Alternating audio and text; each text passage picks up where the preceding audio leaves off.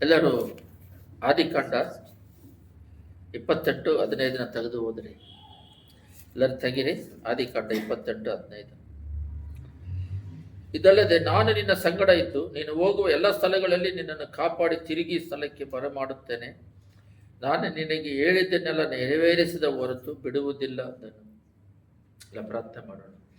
ಸ್ತುತಿಮಂದಿರದಲ್ಲಿ ನಿವಾಸ ಮಾಡುವ ಪರಲೋಕ ತಂದೆಯೇ, ನೀನು ಮಾತಾಡು, ನಾವು ಕೇಳ್ತೇವೆ. ಪರಿಶುದ್ಧಾತ್ಮನೇ,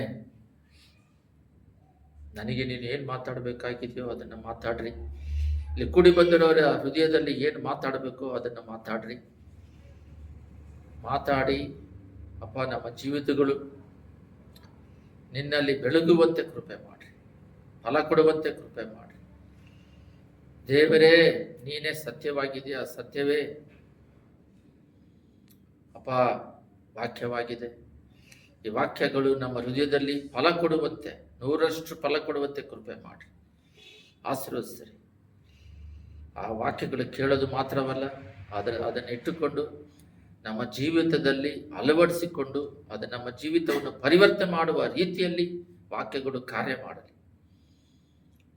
ವಾಕ್ಯ ಎಷ್ಟು ಓದಿದ್ದೇವೆ, ಎಷ್ಟು ಕೇಳಿದ್ದೀವಿ ಅಲ್ಲ, ನಮ್ಮ ಜೀವಿತದಲ್ಲಿ ಎಷ್ಟು ಮಟ್ಟಿಗೆ ಆ ವಾಕ್ಯಗಳನ್ನು ಅಳವಡಿಸಿಕೊಂಡು ಜೀವಿತವನ್ನು ಬದಲಾಯಿಸಿಕೊಂಡಿವಂತ ನೋಡೋದಕ್ಕೆ ಕೃಪೆ ಮಾಡಿ. ಯೇಸುವಿನ ನಾಮದಲ್ಲಿ ಬೇಡದಿದ್ದೇವೆ ತಂದೆ, ಆಮೇನ್. ಈ ವಾಕ್ಯ ಬಂದ್ಬಿಟ್ಟು ಯೇಸು ಪ್ರಭು ಬಂದು ಯಾಕೋಬಿಗೆ ಹೇಳೋದು, ಅವರು ಏಸ ಹತ್ರ ಆಶೀರ್ವಾದವನ್ನು ಕತ್ಕೊಂಡಲ್ಲ, ಅವನು ಊಟಕ್ಕಾಗಿ ಅವನು ಮಾರ್ಬಿಟ್ಟ. ಏಸ ಸೇರಿ ಅದನ್ನು ಅವನು ಕೊಲೆ ಮಾಡ್ತೀನಿ ಅಂತ ಹೇಳ್ತಾ ಇದ್ದಾಗ, ಅವರು ತಂದೆ ದೊಡ್ಡವನಿಗೆ ಆಶೀರ್ವಾದ ಮಾಡೋದನ್ನು ಇವನು ಆಶೀರ್ವಾದ ತಗೊಂಡಾಗ ಕೋಪದಲ್ಲಿ ಕೊಲೆ ಮಾಡ್ತಾರೆ. ಅವರು ತಾಯಿ ಅವನ್ನ ನನ್ನ ಅಣ್ಣನ ಮನೆಗೆ ಹೋಗುವಂತ ಓಡಿಸ್ಬಿಡ್ತಾರೆ. ಆವಾಗ ಬಂದು ದಾರಿಯಲ್ಲಿ ಮಣ್ಕೊಂಡಾಗ ದೇವರು ಇವರಿಗೆ ಒಂದು ಮಾತು ಹೇಳ್ತಾರೆ. ಬಟ್ ಇದು ಯಾಕೋಬಿಗೆ ಹೇಳಿದ್ದಂತ ಹೇಳಿ ಬೇಡ. ಈ ವಾಕ್ಯಗಳು ನಮಗೆ ಇಲ್ಲಿ ಬೈಬಲಲ್ಲಿ ಎರಡೇ ಇರೋದು. ದೇವರು ಪರಿಶುದ್ಧರು, ಅದಕ್ಕೆ ಪರಿಶುದ್ಧ ಗ್ರಂಥ ಅಂತಿದೆ. ಅವರು ಪರಲೋಕದಲ್ಲಿ ಭೂಲೋಕದಲ್ಲಿ ಪರಿಶುದ್ಧವಾದವರು. ನಮ್ಮನ್ನ ಪರಿಶುದ್ಧ ಮಾರ್ಗದಲ್ಲಿ ನಡೆಸೋದಕ್ಕೆ ಅವರು ಆ ಮಾರ್ಗದಲ್ಲಿ ಕರೆದು ನಡೆಸ್ತಾ ಇದ್ದಾರೆ. ಇದ್ರೆ ಬೈಬಲ್ ಒಳಗಡೆ ಕೆಟ್ಟದ್ದಿದೆ, ಒಳ್ಳೇದಿದೆ. ಕೆಟ್ಟದ್ದು ಇರೋದನ್ನ ಮಾಡಬೇಡ್ರಿ ಅಂತ ಹೇಳ್ತಾರೆ, ಅದನ್ನ ಬರೆದಿಟ್ಟಿದ್ದಾರೆ. ಒಳ್ಳೇದನ್ನ ಮಾತ್ರ ತಗೊಳ್ರಿ ಅಂತ ಹೇಳಿದ್ದಾರೆ. ಒಂದು ಕೆಟ್ಟದ್ದು ಬರೆದಿದ್ದಾರೆ, ಆ ಥರ ಮಾಡ್ರಿ ಅಂತ ಹೇಳೋದಿಲ್ಲ. ಆ ಥರ ಆಗ್ಬೇಡ್ರಿ ಅಂತ ಇರುತ್ತೆ, ಅದ್ರ ಕೆಳಗಡೆನೆ ತೋರಿಸ್ಕೊಟ್ಟಿರ್ತಾರೆ. ಅದೇ ರೀತಿಯಲ್ಲಿ ಇವತ್ತು ನಾನು ನಿನಗೆ ಹೇಳಿದ್ದನ್ನೆಲ್ಲ ನೆರವೇರಿಸಿದ ಹೊರತು ಬಿಡುವುದಿಲ್ಲ. ದೇವರು ಈ ದಿನದಲ್ಲಿ ನಮ್ಮ ಜೊತೆಯಲ್ಲಿ ಮಾತಾಡೋದಿಕ್ಕೆ ಏನ್ ಪ್ರೇರೇಪಿಸ್ತಾ ಇದ್ದಾರಂತೆ, ಈ ಲೋಕದಲ್ಲಿ ನಂದೊಂದು ಕೆಲಸ ಅಂತ ಒಂದಿದೆ. ನೀನು ಹೊಟ್ಟೆ ಒಳಗಡೆ ಹುಟ್ಟಕ್ಕಿಂತ ಮುಂಚೆ ನಮ್ಮನ್ನು ಆರಿಸಿ ತೆಗೆದುಕೊಂಡಿದ್ದಾರೆ.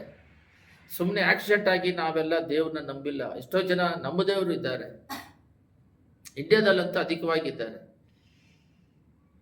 ಮುಸ್ಲಿಂ ಆಗಿದ್ದಾರೆ, ಸಿಖ್ ಆಗಿದ್ದಾರೆ, ದೇವರು ಇಲ್ಲ ಅನ್ನೋರಿದ್ದಾರೆ, ಹಿಂದೂ ಆಗಿದ್ದಾರೆ, ಜೈನಲ್ಲಿದ್ದಾರೆ, ಪ್ರಕಾರ ಇದು ಜುಡಾಯಿಸಂ ಮತ್ತೆ ಯೂದರುಗಳಿದ್ದಾರೆ, ಅದರ ಕ್ರೈಸ್ತರು ಅಂತ ಇದ್ದಾರೆ. ಆದರೆ ಕ್ರೈಸ್ತರು ಅಂತ ಬರೋದಿಲ್ಲ, ಬಟ್ ಲೋಕಕ್ಕೆ ಕೇಳಬೇಕಾದ್ರೆ ಹೇಳೋದಿಕ್ಕೋಸ್ಕರ ಇಟ್ಟಿದ್ದಾರೆ. ಬೈಬಲ್ ಪ್ರಕಾರ ಬಂದ್ಬಿಟ್ಟು ಫಾಲೋವರ್ ಆಫ್ ಗಾಡ್ ಅಂತ, ಫಾಲೋವರ್ ಆಫ್ ಜೀಸಸ್, ಪಿತಾ ಕುಮಾರನ್ ಪರಿಶುದ್ಧಾತ್ಮ ಏಕ ದೇವರನ್ನ ನಾವು ಫಾಲೋ ಮಾಡ್ತಿದ್ದೀವಿ ಅಂತ ಅಷ್ಟೇ.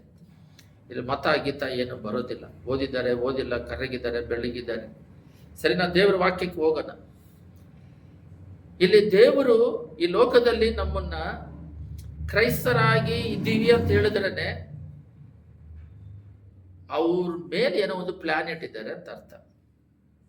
ಯಾಕಂದ್ರೆ ಹೊಸ ಒಡಂಬಡಿಕೆಯಲ್ಲಿ ದೇವರು ಹೇಳ್ತಾ ಇದ್ದಾರೆ, ಎಲ್ಲರ ತಲೆ ಮೇಲೆ ಬಿದ್ದ ಭಾರ, ಎಲ್ಲರೂ ಸುವಾರ್ತೆ ಹರಡಬೇಕು. ಎಲ್ಲರೂ ದೇವ್ರು ನಂಬಿರೋರು ಪ್ರತಿಯೊಬ್ಬರು ಸಾಕ್ಷಿಯಾಗಿರ್ಬೇಕು, ದೇವರ ಐಕ್ಯತೆ ಇರಬೇಕು. ಎಲ್ಲದಕ್ಕಿಂತ ದೊಡ್ಡದಾಗಿ ಅವರು ಸುವಾರ್ತೆಯನ್ನು ಸಾರಬೇಕು. ಸೇವಕರು ಸಾರಬೇಕು ಅಲ್ಲ, ಅವರು ಇದು ಕರುವಿಕೆ ಬೇರೆ. ಎಲ್ಲರೂ ದೇವ್ರ ನಮ್ಮದವರು ಸುವಾರ್ತೆ ಹರಡಬೇಕು.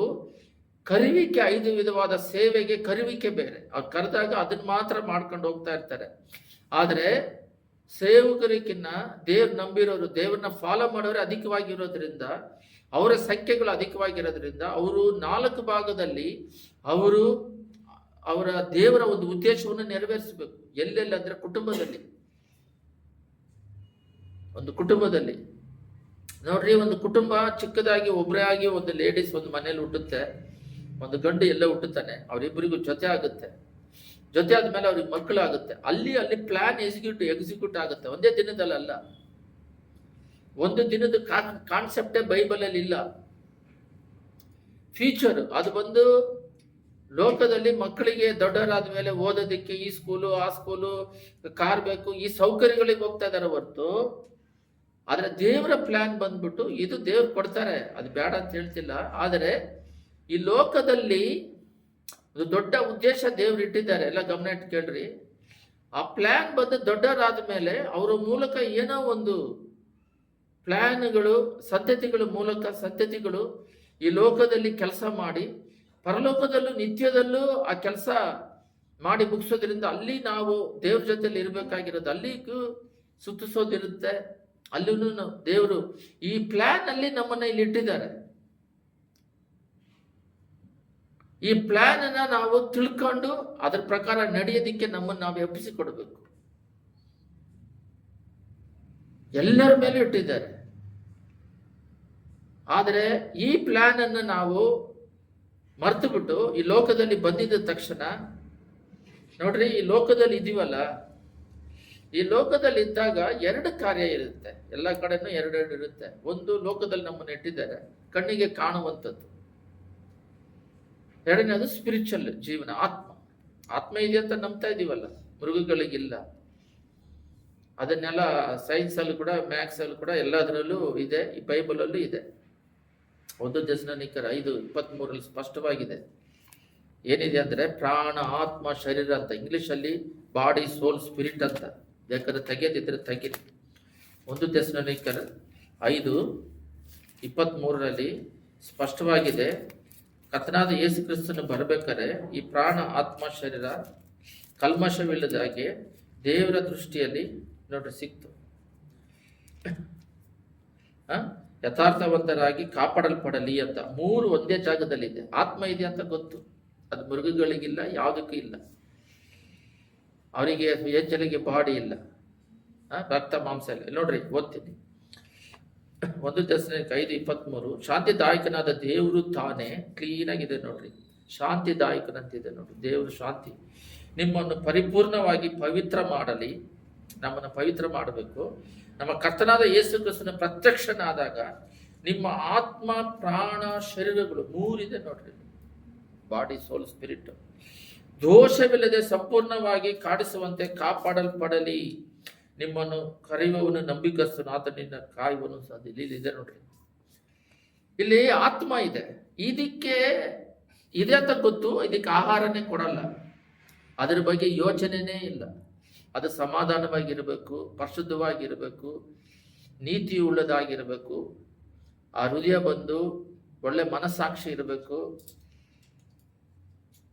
ಅದಕ್ಕೆ ಆಪೋಸಿಟ್ ಆಗಿ ಹೃದಯದಲ್ಲಿ ಕಳವಳ ಇರಬಾರ್ದು, ಭಯ ಇರಬಾರ್ದು, ಕೋಪ ಇರಬಾರ್ದು, ವೇದನೆ ಇರಬಾರ್ದು, ಚಿಂತೆ ಇರಬಾರ್ದು. ಇವೆಲ್ಲ ಹೃದಯದಲ್ಲಿ ಇರಬಾರ್ದು. ಹೊಟ್ಟೆ ಕಿಚ್ಚಿರಬಾರ್ದು, ಸುಳ್ಳು ಹೇಳೋದು, ಮೋಸ ಮಾಡೋದು, ಈ ಆತ್ಮ ಸತ್ತೋಗ್ಬಿಡುತ್ತೆ. ಸರಿ, ನಾವು ಸಬ್ಜೆಕ್ಟಿಗೆ ಬರೋಣ. ಎಲ್ಲರ ಮೇಲೆ ಒಂದು ಪ್ಲಾನೆಟ್ ಇದ್ದಾರೆ. ಆದರೆ ಲೋಕದಲ್ಲಿ ನಾವು ಬಂದಾಗ 2 ಇದೆ. ಒಂದು ಲೋಕ ಇದೆ, ಒಂದು ಆತ್ಮ, ನಮ್ಮ ಪರ್ಸನಲ್ ಆತ್ಮ ಇದೆ. ಈ ಲೋಕ ಇದೆಯಲ್ಲ, ಈ ಲೋಕದಲ್ಲಿ ನಾವು ಬಂದಿದ ತಕ್ಷಣ, ದೇವ್ರನ್ನ ನಂಬ್ಕೊಂಡಿದ ತಕ್ಷಣ ನಮ್ಮ ಮೈಂಡಲ್ಲಿ ಏನ್ ಬಂದ್ಬಿಡುತ್ತೆ ಅಂತ ಹೇಳಿದ್ರೆ, ಓಹೋ, ಆಕಾಶದಲ್ಲಿರೋ ದೇವರು ಭೂಮಿಯಲ್ಲಿ ಬಂದು ರಕ್ತ ಸುರಿಸಿ ಪ್ರಾಣ ಕೊಟ್ಟು ತ್ಯಾಗ ಮಾಡಿ ನಮ್ಮನ್ನ ಪಾಪದಿಂದ ಬಿಡುಗಡೆ ಮಾಡಿ ಅವ್ರ ಮಗನಾಗಿ ನಮ್ಮನ್ನ ಸ್ವೀಕರಿಸಿದ್ದಾರೆ. ಸ್ವೀಕರಿಸಿದ ತಕ್ಷಣ ನಾವು ಏನು ಕೇಳಿದ್ರು ಕೊಡ್ತಾರೆ ಅಂತ ಹೇಳ್ಬಿಟ್ಟು ಬರೀ ಲೋಕದೇ ಕೇಳ್ಕೊಂಡು ಕುತ್ಕೊಂಡಿರೋದು. ಬಾಯಿ ತೆಗೆದ್ರೆ ಲೋಕ ಲೋಕ ಲೋಕ ಲೋಕ ಲೋಕ ಲೋಕ ಲೋಕ ಅಂತೇಳಿ. ಮನೆ ಬೇಕು, ಎಜುಕೇಶನ್ ಬೇಕು, ಅದು ಬೇಕು, ಇದು ಬೇಕು, ಅದು ಬೇಕು, ಇದು ಬೇಕಂತ. ಆದ್ರೆ ದೇವರ ಉದ್ದೇಶನೇ ಬೇರೆ. ಇದು ಕೊಡಲ್ಲ ಅಂತಲ್ಲ, ಅವ್ರ ಮಕ್ಕಳಿಗೆ ಅವ್ರು ಕೊಡ್ತಾರೆ. ಅದು ಸಿಂಪಲ್. ಅದು ಉದಾಹರಣೆಗೆ ಐಗುಪ್ತ ದೇಶದಿಂದ ಇಸ್ರೇಲ್ ಜನನ ಬಿಡುಗಡೆ ಮಾಡಿದಾಗ 40 ವರ್ಷ ಅವರಿಗೆ ಊಟ ಕೊಡದೆ ಬಿಟ್ಟಿಲ್ಲ, ಕಾಡೆ ಮಾಂಸ ಕೊಡದೆ ಬಿಟ್ಟಿಲ್ಲ, ನೆರಳು ಕೊಡದೆ, ಹಗಲಲ್ಲಿ ಬಿಸಿಲಿಗೆ, ರಾತ್ರಿಯಲ್ಲಿ ಬೆಳಕು ಕೊಡದೆ ಅಗ್ನಿಸ್ನಾವಾಗಿ ಬಿಟ್ಟಿಲ್ಲ, ಅವರಿಗೆ ನೀರು ಕೊಡೋದು ಬಿಟ್ಟಿಲ್ಲ, ಎಲ್ಲವನ್ನು ಕೊಟ್ಟರು. ಅವ್ರ ಚಪ್ಪಲಿ ಸೌದೋಗದ ಎಲ್ಲವನ್ನು ಕೊಟ್ಟರು. ಆದರೆ ಆತ್ಮ ಆಹಾರ ಡೆಸ್ಟಿನೇಷನ್ ಪರಲೋಕ ರಾಜ್ಯಕ್ಕೆ ಕಾನಾನಿಗೆ ಹೋಗೋದು, ದೇವ್ರನ್ನ ಇಲ್ಲಿ ಹೋಗ್ಬೇಕಾದ್ರೆ ಸುತ್ತಿಸೋದು, ಅದನ್ನ ಬಿಟ್ಟುಬಿಟ್ರು. ಅಲ್ಲಿ ಹೋಗಿ ಸೇರಿಲ್ಲ. ಇವರ ಮೈಂಡ್ ಅಲ್ಲಿ ಏನ್ ಬಂದ್ಬಿಡುತ್ತಂದ್ರೆ, ಎಲ್ಲ ಗಮನ ಇಟ್ಟು ಕೇಳ್ರಿ, ನಿಮಗೆ ಉದಾಹರಣೆ ಹೇಳಿದ್ರೆ ಅರ್ಥ ಆಗುತ್ತೆ. ದೇವರು ಒಬ್ಬರ ಮೇಲೆ ಪ್ಲಾನ್ ಇಟ್ಟಿದ್ದಾರೆ. ಆ ಪ್ಲಾನ್ ಮೂಲಕ ಈ ಲೋಕದಲ್ಲಿ ನಮ್ಮನ್ನ ನೆರವೇರಿಸೋದಿಕ್ಕೆ, ನಮ್ಮ ಮೂಲಕ ಬೇರೆಯವರಿಗೆ ಆಶೀರ್ವಾದಕರವಾಗಿ ಇರೋದಿಕ್ಕೆ, ಬೆಳಕಾಗಿರೋದಕ್ಕೆ, ಉಪ್ಪಾಗಿರೋದಿಕ್ಕೆ, ಪರಲೋಕ ರಾಜ್ಯದಲ್ಲಿ ಅವ್ರ ಜೊತೆಲಿ ಇರೋದಿಕ್ಕೆ ಅವರು ಪ್ಲಾನ್ ಮಾಡಿ ಇಟ್ಬಿಟ್ಟಿದ್ದಾರೆ.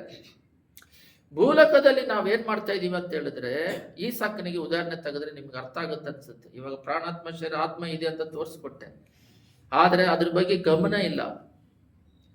ಈ ಆಬ್ರಾಮನ ಉದಾಹರಣೆ ಏನಂದ್ರೆ,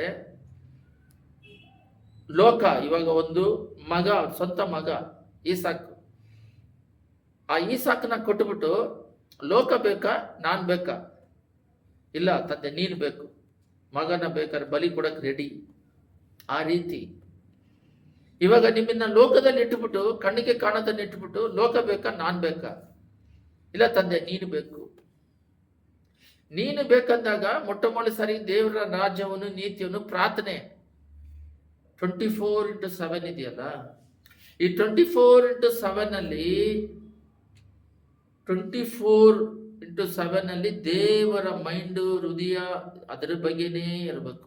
ನೀನು ಕೆಲಸ ಆದ್ರೂ ಮಾಡು, ಓದೋದಾದ್ರೂ ಮಾಡು, ಏನಾದ್ರೂ ಮಾಡ್ಕ, ಅವ್ರ ಜೊತೆ ಫೆಲೋಶಿಪ್ 1 ಸೆಕೆಂಡ್ ಕೂಡ ಬಿಡದಾಗೆ ಸಮಾಧಾನದಲ್ಲಿ ಅವ್ರ ಜೊತೆಯಲ್ಲಿ ಏನೇ ಇದ್ರೂ ಆ ಪ್ರಸನ್ನತೆಯನ್ನು ಬಿಟ್ಟುಕೊಡದಾಗೆ ಜೀವಿಸ್ಬೇಕು. ಇವಾಗ ಸ್ವಲ್ಪ 1-2 ದಿನ 3 ದಿನ ಮಾತ್ರ ಇರ್ತಾರೆ, ಆಮೇಲೆ ಅದು ಹೋಗ್ಬಿಡುತ್ತೆ. ಆ ಥರ ಅಲ್ಲ, ಯಾವಾಗಲೂ ಅದಕ್ಕೆ ಸ್ವಲ್ಪ ಟೈಮ್ ಸ್ಪೆಂಡ್ ಮಾಡಬೇಕು. ಲೋಕಕ್ಕೆ ಸ್ಪೆಂಡ್ ಮಾಡ್ತಿರಲ್ಲ 24 ಗಂಟೆ, ಕೇಳಿದ್ರೆ ಟೈಮ್ ಇಲ್ಲ ಅಂತೀರ. ಊಟ ಮಾಡಕ್ಕೆ ಯಾರು ಕೂಡ ಊಟ ಮಾಡಕ್ಕೆ ನನಗೆ 1 hour ಟೈಮ್ ಸಿಕ್ಕಿಲ್ಲ, ಅದಕ್ಕೆ ನಾನು ಮಾಡಿಲ್ಲ ಅಂತ ಹೇಳಲ್ಲ. ಆ ಊಟನ ತ್ಯಾಗ ಮಾಡಿ ಇರು, ಇಲ್ಲ ಟೈಮ್ ಸಿಗ್ತತೆ ಅಂತ. ಏನಾಗಿದೆ ಅಂತ ಹೇಳಿದ್ರೆ, ದೇವರು ಒಂದು ಪ್ಲಾನ್ ಇಟ್ಟು ನಮ್ಮನ್ನ ಇಲ್ಲಿ ಭೂಲೋಕದಲ್ಲಿ ಇಟ್ರೆ, ಭೂಲೋಕದಲ್ಲಿ ಎಲ್ಲೂ 2 ಇರುತ್ತೆ. ಈ 2 ಇದೆ. ಇಲ್ಲಿ ಒಂದು ಲೋಕ ಇದೆ, ಕಣ್ಣಿಗೆ ಕಾಣುವಂಥದ್ದು, ವಿಸಿಬಲ್ ಅಂದ್ರೆ ಆತ್ಮಕ್ಕೆ ನಮಗೆ ಸಮಾಧಾನ ಸಿಗೋದು ಗೊತ್ತಾಗುತ್ತೆ, ನಮಗೆ ಬಿಡುಗಡೆ ಆಗಿರೋದು ಅದನ್ನ ಬಾಯಿನಲ್ಲಿ ಹೇಳೋದಕ್ಕಿಂತ ರುಚಿ ನೋಡಿದವರಿಗೆ ಗೊತ್ತಾಗುತ್ತೆ. ನಾವೆಲ್ಲ ಇದಕ್ಕೆ ಮುಂಚೆ ಏಸಮಿ ನಂಬದೇ ಇದ್ದಾಗ ಹೃದಯಾಂತರಾಳದಲ್ಲಿ ಜ್ಞಾನ ಇಲ್ಲ, ಕ್ಲೀನಿಗೆ ಗೊತ್ತಾಗುತ್ತೆ ದೇವ್ರು ನಂಬ್ಕೊಂಡ ಮೇಲೆನೆ ಜ್ಞಾನ ಬಂತು ಅಂತ. ನಂಬಿಕೆ ಇಲ್ಲ.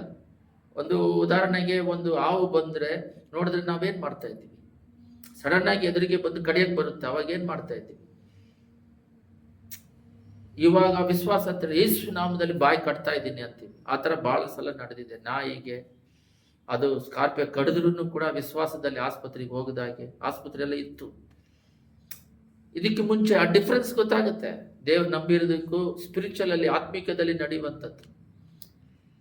ಉದಾಹರಣೆ, ಯಾರೋ ಜಿಂಕೆ ಮಾಂಸ ತಿಂದ್ರೆ ಬಹಳ ಟೇಸ್ಟ್, ಇಡೀ ಟೇಸ್ಟ್ ಅಲ್ಲೇ ಜಿಂಕೆ ಮಾಂಸ ಬಹಳ ಟೇಸ್ಟ್ ಅಂತ ಹೇಳ್ತಾರೆ. ಅದು ತಿಂದ್ಬಿಟ್ಟು ಬಂದು ಯಾರೋ ಒಬ್ರು ಈ ತರ ಇದೆ ಅಂತಾರೆ. ಎಷ್ಟು ಹೇಳಿದ್ರು ನಾವು ತಿಂದಂಗ ಆಗಲ್ಲ. ಅದು ಅವ್ರು ತಿಂದ್ರೆ ಅವರಿಗೇನೆ, ಅದು ಅನುಭವಿಸಿದವ್ರಿಗೆ ಗೊತ್ತಾಗುತ್ತೆ. ಅದರಿಂದ ಈ ಸ್ಪಿರಿಚುವಲ್ ಅಲ್ಲಿ ಅನುಭವಗಳು ಅಧಿಕವಾಗಬೇಕು, ಆತ್ಮಿಕದ ಅನುಭವಗಳು. ಆತ್ಮಕ್ಕೆ ಬಲ ಕೊಡಬೇಕು. ಊಟ ಮಾಡಿಲ್ಲ ಅಂದ್ರೆ ಏನಾಯ್ತಪ್ಪ ಅಂತ ಹೇಳಿದ್ರೆ, ಯಾಕಪ್ಪ ಡಲ್ ಆಗಿದೆ ಅಂದ್ರೆ ಬೆಳಗ್ಗೆ ಮಧ್ಯಾಹ್ನ ಊಟ ಮಾಡಿಲ್ಲ, ಅದಕ್ಕೆ ಶರೀರ ಬಲನೀತ ಆಗಿದೆ. ಆತ್ಮಕ್ಕೆ ಆಹಾರ ಎಲ್ಲಿ? 24x7 ಒಂದು ದಿನ ಪೂರ್ತಿ ಆತ್ಮಕ್ಕೆ ಆಹಾರ ಕೊಡೋರು ಮಾತ್ರನೇ ಲೋಕವನ್ನು ಜಯಿಸುವಂಥದ್ದು ನಂಬಿಕೆ. ಆ ವಿಶ್ವಾಸ ನಂಬಿಕೆ ನಮ್ಮಲ್ಲಿದ್ದರೆ ಲೋಕವನ್ನು ಜಯಿಸಕ್ಕಾಗುತ್ತೆ. ಇವಾಗ ಏನಾಗ್ಬಿಟ್ಟಿದೆ ಅಂತ ಹೇಳಿದ್ರೆ, ಈ ಸೆಲ್ ಫೋನು, ಕಂಪ್ಯೂಟರ್ ಬರಕ್ ಮುಂಚೆ ಟೈಮ್ ಬಹಳ ಇತ್ತು, ದೇವ್ರ ಹತ್ರನು ಸ್ಪೆಂಡ್ ಮಾಡ್ಬೋದು. ಇವಾಗ ಸೆಲ್ ಫೋನ್ ಇದ್ರೂ ಕೂಡ ಸೇವಕರುಗಳೆಲ್ಲ ಅದನ್ನ ಬೇಡ, ಅದು ಪಾಪಕ್ಕೆ ಯೂಸ್ ಮಾಡುತ್ತೆ, ಟೈಮ್ ವೇಸ್ಟ್ ಮಾಡುತ್ತೆ ಅಂತ ಹೇಳ್ಬಿಟ್ಟು ಭಾಳ ಹೊತ್ತು ಅವರು ಮಿಸ್ಡ್ ಕಾಲ್ ಬಂದಾಗ ನೋಡಿ ಮಾಡ್ತಾರೆ. ಯಾರಿಗಾದ್ರೂ ಅಸಿಸ್ಟೆಂಟ್ಗಳನ್ನ ಇಟ್ಟು ಕೊಟ್ಟುಬಿಟ್ಟು ಫೋನ್ ಮಾಡಿದಾಗ ಇಂಪಾರ್ಟೆಂಟ್ನ ನೋಡಿಕೊಂಡು ದೇವ್ರ ಜೊತೆಯಲ್ಲಿ ಐದಿಕವಾಗಿ ಟೈಮ್ ಕಳೆಯೋದಿಕ್ಕೆ ಶುರು ಮಾಡ್ತಾ ಇದ್ದಾರೆ. ಇವರು 1 ಸೆಕೆಂಡ್ ಸಿಕ್ಕರೆ ಸಾಕು, 1 ಅವರ್ 1/2 ಅವರ್ ಸಿಕ್ಕರೆ ಸಾಕು, ಇದರಲ್ಲಿ ಸ್ಪೆಂಡ್ ಮಾಡ್ತಾ ಇದ್ದಾರೆ. ಆತ್ಮನ ಸಾಯಿಸಿ ಬದುಕ್ತಾ ಇದ್ದಾರೆ. ದೇವರ ಪ್ಲಾನ್ ಅವ್ರ ಮೂಲಕ ನೆರವೇರೋದು ಸ್ಟಕ್ ಆಗ್ಬಿಟ್ಟಿದೆ, ಒದ್ದಾಡ್ತಾ ಇದ್ದಾರೆ. ಬೆಕ್ಕತ್ರ ಇಲಿ ಸಿಕ್ಕಾಕಂಡೆಗೆ ಅವರ ಪರ್ಸನಲ್ ಬಿಡುಗಡೆ ಇಲ್ಲ, ಆತ್ಮ ಬಿಡುಗಡೆ ಇಲ್ಲ. ಆಕ್ಚುಲಿ 4 ಭಾಗಗಳಲ್ಲಿ ಬೆಳಕಾಗಿರಬೇಕು. ಎಲ್ಲರ ಮೇಲೆ ತಲೆ ಮೇಲೆ ಬಿದ್ದ ಭಾರ ಸುವಾರ್ತೆ ಹರಡೋದು ಸಾಕ್ಷಿ. ಅವ್ರು ಏನ್ ಮಾಡ್ಬೇಕಂದ್ರೆ ಮನೆಯಲ್ಲಿ ಅವ್ರು ಕೊಟ್ಟಿರುವ ಡೆಸ್ಟಿನೇಷನ್, ಗಂಡನಿಗೆ ಯಾವ ರೀತಿ, ಮಕ್ಕಳಿಗೆ ಯಾವ ರೀತಿ ಆಹಾರ, ಆತ್ಮಿಕ ಆಹಾರ ಕೊಡಬೇಕು. ಈಗ ಕಾಲ ಬಂದೈತೆ, ಒಂದು ಅಮ್ಮ ಸುವಾರ್ತೆ ಡೈಲಿ ಹರಡ್ತಾ ಇದೆ. ಆ ಸುವಾರ್ತೆ ಹರಡದಿದ್ರು ಪರವಾಗಿಲ್ಲ, ಅದು ಏನು 5 ನಿಮಿಷದಲ್ಲಿ ಮುಗಿಯೋ ಕೆಲಸ. ಅವನು ಲೋಕದ ವ್ಯವಹಾರಗಳಲ್ಲಿ ಓದಿ ಬರಬೇಕು. ದೇವರಲ್ಲಿದ್ರೇನೆ ಅವನಿಗೆ ಆರೋಗ್ಯ ಕೊಡೋದು. ಮಾರನೇ ದಿನ ಅವನಿಗೆ ಪ್ರಾಣ ಹೋದ್ರೆ ಏನ್ ಮಾಡೋದು? ಅನಾರೋಗ್ಯ ಬರೋದು ಮಾಡಿ ಯಾರು ಮಾಡೋದು? ಕೃಪೆ ಇರಬೇಕು. ಅವನಿಗೆ ಓದಿದ್ದಲ್ಲ ಮೈಂಡಲ್ಲಿ ಅಲ್ಲಿ ಜ್ಞಾಪಕ ಮಾಡದೇ ಇರಿದ್ರೆ ಏನ್ ಮಾಡ್ಬೋದು? ಅವನಿಗೇನಾದ್ರೂ ಕಾಯಿಲೆ ಬಂದು ಬಿಟ್ಬಿಟ್ರೆ ಏನ್ ಮಾಡೋದು? ಅಂದ್ರೆ ಲೋಕದ ಮೇಲೆ ದಾಹ. ಇದು ಒಂದು ಸುಮ್ಮನೆ ಉದಾಹರಣೆ. ಇವಾಗಲ್ಲ ಭಾನುವಾರ ಚರ್ಚಿಗೆ ಬಂದ್ರೆ ಇಲ್ಲ, ಅವನು ಸೆಕೆಂಡ್ ಇಯರ್ ಓದ್ತಾ ಇದ್ದಾನೆ, ಡಾಕ್ಟರ್ ಓದ್ತಾ ಇದ್ದಾನೆ. ಡಾಕ್ಟರ್ ಓದೋದ್ರಿಂದ ಏನಾಯ್ತು? ಭಾನುವಾರ 2 ಗಂಟೆ ಚರ್ಚಿಗೆ ಬರಲ್ಲ.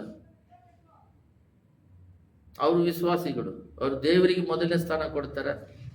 ಫೇಲ್ ಆದ್ರೂ ಪರವಾಗಿಲ್ಲ, ನೆಕ್ಸ್ಟ್ ಟೈಮ್ ಬರೀತೀನಿ, ದೇವ್ರು ಬೇಕು, ದೇವ್ರು ನಂಬ್ಕೊಂಡ್ರೆ ಫೇಲೇ ಆಗಲ್ಲ. ಆದ್ರೂ ಅದರ ಹೃದಯದಲ್ಲಿ ಆ ದೇವರಿಗೆ ಮೊದಲನೇ ಸ್ಥಾನ ಕೊಡಬೇಕು. ದೇವ್ರ ಕಟ್ಟಳೆಗಳನ್ನ ಪಾಲಿಸ್ಬೇಕು. 6 ದಿನ ಸುಮ್ಮನೆ ಎದ್ಬಿಟ್ಟು 1 ದಿನ ಭಾನುವಾರ ಬಂದು ದೇವರನ್ನ ಆರಾಧನೆ ಮಾಡ್ಬೇಕಂದ್ರೆ ಬರಬೇಕು. ಅದು ಆತ್ಮಿಕದಲ್ಲಿ ಆ ರೀತಿ ವಿಶ್ವಾಸ ನಂಬಿಕೆ ಬೆಳಿಬೇಕು. ಒಂದು ಸೇವಕರು ಹೇಳಿದ್ರು, ಸೇವೆಗೆ ಹೋಗ್ತಿದ್ರಂತೆ, 2 ವೀಲರ್ ಅಲ್ಲಿ ಮುಂದ್ಗಡೆ ಓಡಿಸ್ತಾ ಇದ್ರಂತೆ, ಹಿಂದ್ಗಡೆ ಒಂದು ಸೇವಕರು ಆಕ್ಸಿಡೆಂಟ್ ಆಯ್ತಂತೆ. 3 ದಿನ ಮೀಟಿಂಗು, 2ನೇ ದಿನ ಆಗಿರೋದು. ಆಗಿದ ತಕ್ಷಣ ಓಡಿಸೋರು ಈ ಪಾಸ್ಟ್ರು, ಹಿಂದ್ಗಡೆ ಕೂತ್ಕೊಂಡಿರೋರು ಸ್ಪೀಕರು. ಆ ಮೀಟಿಂಗಿಗೆ ಓಡಿಸ್ತಾ ಇರೋರು ಬಹಳ ಏಟು ಬಿತ್ತು, ತಲೆಗೆ ಬಿತ್ತಂತೆ. ಇವ್ರು ಸುಮ್ಮನೆ ಕಾಲಲ್ಲಿ ಮಾತ್ರ ಚಿಕ್ಕ ಗಾಯ. ಆಮೇಲೆ 3ನೇ ದಿನ ಮೀಟಿಂಗ್ ಆಯ್ತು. ಇವ್ರು ಸ್ಪೀಕರ್ ಹೋಗ್ಬೇಕಾಗಿತ್ತು, ಹೋಗಿಲ್ಲ. ಅದೇ ಗಾಯ ಆಯ್ತಂತ ಹೋಗಿಲ್ಲ. ಆಮೇಲೆ 2 ದಿನ, 6ನೇ ದಿನ ಬಿಟ್ಟು, ಅಯ್ಯ ಹೆಂಗಿದ್ದೀರಾ, ತಲೆಗೆ ಸ್ವಲ್ಪ ಗಾಯ ಜಾಸ್ತಿ ಆಗಿತ್ತು, ಹೆಂಗಿದ್ದೀರಾ ಅಂದ್ರೆ, ನಿನ್ನೆ ಹೆಂಗಿ ನಡೀತು ಮೀಟಿಂಗ್ ಅಂದ್ರೆ, ನಾನು ಹೋಗಿ ಮುಗಿಸ್ಬಿಟ್ಟೆ, ನಾನು ಹೋಗಿ ಪ್ರೇಯರ್ ಮುಗಿಸ್ಬಿಟ್ಟು ಬಂದ್ಬಿಟ್ಟೆ, ಸೇವೆ ಅಲ್ಲ ದೇವ್ರದಲ್ಲ ಅಂತ. ಅವತ್ತೇ ಅವ್ರು ಸತ್ತೋಗ್ಬಿಟ್ರಂತೆ ಆ ಸ್ಕೂಟರ್ ಹಿಂದೆ ಸ್ಪೀಕರು. ಯಾಕಂದ್ರೆ ಅವರೇ ಅವತ್ತು ಸ್ಪೀಕರ್ ಮಾತಾಡ್ಬೇಕಾಗಿತ್ತು. ಅವರಿಗೆ ಸ್ವಲ್ಪ ಗಾಯ, ಅದರ ಸೇವಕರು ಗಾಡಿ ಓಡಿಸಿರೋರಿಗೆ ಅಧಿಕವಾದ ಗಾಯ. ಓಡಿ ಸೇವೆ ಅಲ್ಲಯ್ಯ ದೇವ್ರದ್ದು, ದೇವ್ರ ಕೃಪೆ ಕೊಟ್ಟರು, ಹೋಗ್ಬಿಟ್ಟೆ ಹೆಂಗೋ ನಡೆಸ್ಕೊಟ್ಟು ಬಂದ್ಬಿಟ್ಟೆ. ಹೆಂಗೆ ಮನೆ ಒಂದು ಸೇವೆ ನಡೀತಾ ಇದೆ, ದೇವ್ರ ರಾಜ್ಯಲ್ಲಿ ನಡೀತಾ ಇದೆ, ಜನಗಳು ಬಂದಿದ್ದಾರೆ ಅಂದ್ರೆ ಮನೆಯಲ್ಲಿ ಹೆಂಗೆ ಕುತ್ಕೊಳಕ್ಕಾಗತ್ತೆ ಒಂದು ಸೇವಕರ ಹೃದಯದಲ್ಲಿ? ಅವಾಗ ಹಿಂದ್ಗಡೆ ಇರೋ ಸೇವೆ ಹೇಳಿದ್ರು, ಇನ್ನು ಮೇಲೆ ನಾನು ಸತ್ರನು, ಅದ್ರ ಸಮರ್ಪಣೆ ಮಾಡಿದ್ದಾರೆ, ಅದನ್ನ ಅವರು ಮಾಡ್ತಾ ಇದ್ದಾರೆ. ಇವರು ಅವಾಗ ಅರ್ಪಣೆ ಮಾಡಿದ್ದಾರೆ. ಹಿಂದ್ಗಡೆ ಇರೋರು ಜೀವ ಹೋದ್ರೆ ವಾಕ್ಯದಲ್ಲೇ ಹೋಗಲಿ, ಆದ್ರೆ ಈ ತರ ಸ್ವಲ್ಪ ಗಾಯ ಅಂತ ಹೋಗ್ಬಿಟ್ಟು ನಾವು ಆ ಸೇವೆನ ಮಾಡ್ದಂಗೆ, ಮೆಸೇಜ್ ಕೊಡ್ದಂಗೆ ಬಂದ್ವಲ್ಲ, ಅವರಿಗೆ ತಲೆಗೆಲ್ಲ ಬಿದ್ದು ಹೊಡ್ತಾ ಬಿದ್ದು ಅಷ್ಟು ರಕ್ತ ಹೋಗಿ ಹೊಲಿಗೆ ಎಲ್ಲ ಹಾಕಿದ್ದಾರೆ. ಆದ್ರೆ ಹೋಗಿ ಸೇವೆ ಮಾಡಿ ಬಂದಿದ್ದಾರೆ. 4ನೇ ದಿನ ಅವತ್ತೊಂದು ದಿನ ಇವರು ಪ್ರಸಂಗ ಕೊಟ್ಟರು, ನಾವು ಹೋಗಿಲ್ವಲ್ಲ ಅಂತ. ಇದನ್ನೆಲ್ಲ ನೋಡಿನೇ ಸ್ಪಿರಿಚುವಲ್ ಆತ್ಮಿಕತೆ 2 ಇಟ್ಬಿಟ್ಟಿದ್ದಾರೆ ಇಲ್ಲಿ. ರೋಡು ವಿಶಾಲವಾದ ಮಾರ್ಗ, ಇಕ್ಕಟ್ಟಾದ ಮಾರ್ಗ. ಯಾವ್ದ್ರಲ್ಲಿ ಹೋಗ್ತಿದ್ಯಾ? ಯಾವ್ದ್ರಲ್ಲಿ ಹೋಗ್ತಿದ್ಯಾ? ಯಾವ್ದ್ರಲ್ಲಿ ಇದೆಯಾ ನೀನು? ಯಾವ ಸ್ವಭಾವದಲ್ಲಿದೆಯಾ? ಪ್ರತಿಯೊಬ್ಬರನ್ನ ಎತ್ತಿ ಉಪಯೋಗಿಸೋದಕ್ಕೆ ದೇವರು ಸಿದ್ಧಗೊಳ್ಳದಾಗಿದ್ದಾರೆ. ಆದರೆ ಇನ್ನು ಉಪಯೋಗ ಆಗದೆ ಇರೋದಕ್ಕೆ ಕಾರಣ ಏನಂತ ಹೇಳಿದ್ರೆ, ಲೋಕವನ್ನು ಪ್ರೀತಿ ಮಾಡೋದು, ದೇವರು ತನ್ನ ಮೇಲಿಟ್ಟಿರುವ ವಿಷನ್ ದರ್ಶನವನ್ನು ಸಾಯಿಸ್ಬಿಡೋದು, ನೀನು ಹೋಗ್ತಿರೋ ದಾರಿಯಲ್ಲಿ ದೇವ್ರನ್ನ ಎಳೆಯೋದು.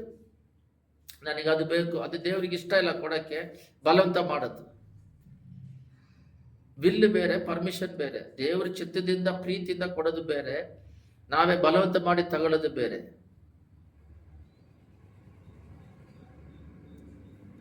ದೇವರು ತಂದೆ, ಅವರು ಎಲ್ಲವನ್ನು ನಮಗೆ ಕೊಡಕ್ಕೆ ರೆಡಿ ಇದ್ದಾರೆ. ಇಲ್ಲಿ ಯಾಕೋಬನ ಮೂಲಕ ಅವರು ಇಟ್ಟಿರುವ ವಿಷನ್ ಅನ್ನು ನೆರವೇರಿಸೋದಕ್ಕೆ ಪ್ಲಾನ್ ಮಾಡಿದ್ರು.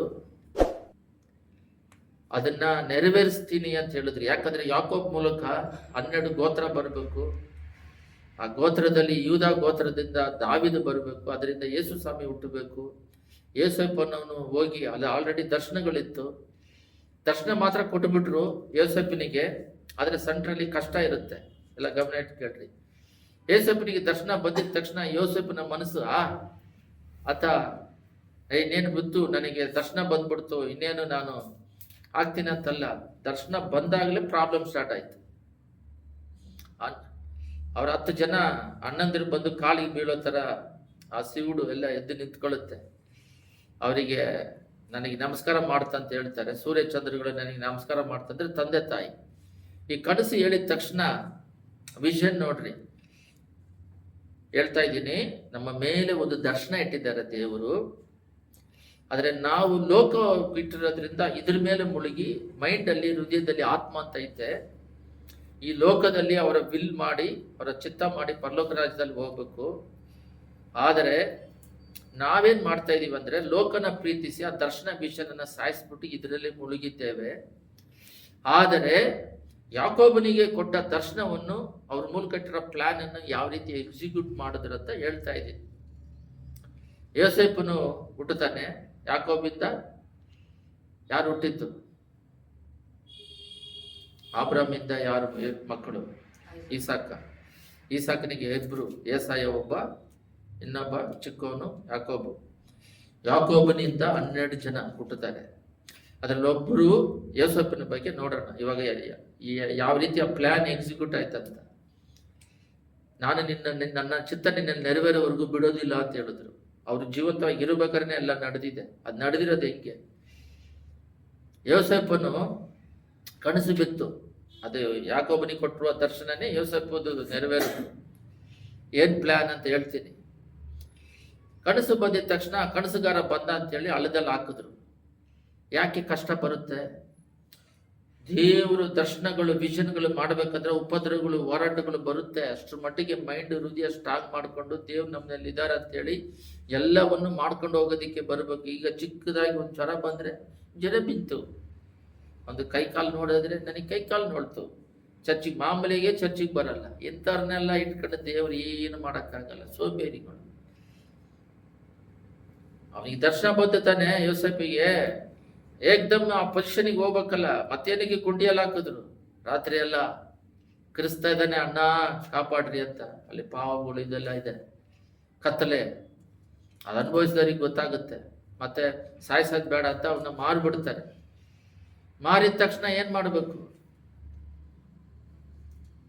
ಒಬ್ಬರ ಮನೆಯಲ್ಲಿ ಗುಲಾಮರಾಗಿ ಕೆಲಸ ಮಾಡ್ತಾನೆ.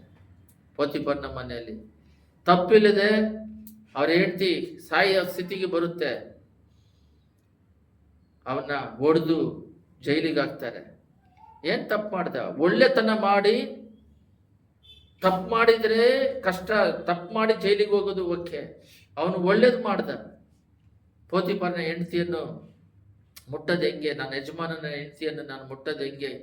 ಇಂಥ ದೊಡ್ಡ ತಪ್ಪು ಮಾಡಿ ದೇವರ ದೃಷ್ಟಿಯಿಂದ ತಪ್ಪಿಸ್ಕೊಳ್ಳೋದು ಹೆಂಗೆ ಅಂತಿದೆ, ಸ್ಪಷ್ಟವಾಗಿದೆ. ಅದು ಯೋಸೇಫನು ತಪ್ಪು ಮಾಡಿದಾಗ ದೇವ್ರನ್ನ ನೋಡ್ತಾ ಇದ್ದಾರೆ. ಅವ್ರ ದೃಷ್ಟಿಯಲ್ಲಿ ತಪ್ಪಿಸ್ಕೊಳ್ಳೋದು ಹೆಂಗೆ ಅಂತ ಹೇಳಿ ಅವಳು ತಪ್ಪು ಮಾಡಕ್ ಕರೆದ್ರೆ ಬೇಡ ಅಂತ ಮಾಡಿದ್ದಕ್ಕೆ ಜೈಲು 7 ವರ್ಷ. ಅಲ್ಲೂ ಕೂಡ ಇಬ್ರು ಬರ್ತಾರೆ ರಾಜನಿಗೆ ಅಸ್ಟೆಂಟ್ಗಳಾಗಿ. ಅವರು ಹೊಡಿತಾರೆ, ಹಿಂಸೆ ಮಾಡ್ತಾರೆ.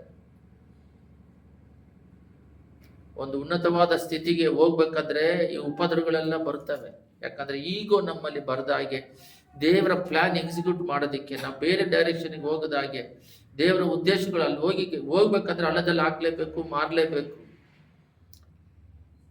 ಅವನು ರಾಜನ ಆಗ್ಬೇಕಂದ್ರೆ ಯೋಸೇಫು ಪೋತಿಫರನ ಹತ್ರ ಇದ್ರೆ ಆಗೋದಿಲ್ಲ. ಅಲ್ಲಿ ಜೈಲಿಗೆ ಹಾಕ್ಬೇಕು. ಜೈಲಲ್ಲಿ ಇಬ್ರು ಬರ್ತಾರೆ, ಪಾಲದಾಯಕರು ಒಬ್ರು. ಅವ್ರಿಬ್ಬರಲ್ಲಿ ಒಬ್ರು ಒಬ್ಬರಿಗೆ ಇಬ್ಬರಿಗೆ ದರ್ಶನ ಬರುತ್ತೆ, ಅದನ್ನ ಹೇಳ್ಬೇಕು. ಒಬ್ಬ ಸತ್ತೋಗ್ತಾನೆ, ಒಬ್ಬ ಹೋಗ್ಬಿಟ್ಟು ರಾಜನಿಗೆ ಫಾರೋನಿಗೆ ಹೇಳ್ತಾರೆ.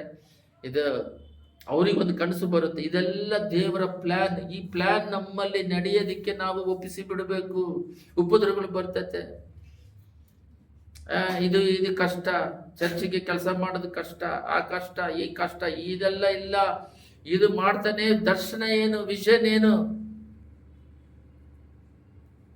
ನನ್ನ ಮೂಲಕ ಇಟ್ಟಿರೋದು. ಆಲ್ರೆಡಿ ನನ್ನ ಮೂಲಕ ಸ್ವಲ್ಪ ನಡೀತು, ಇನ್ನೂ ಏನೇನು ನಡಿಬೇಕು ಗೊತ್ತಿಲ್ಲ.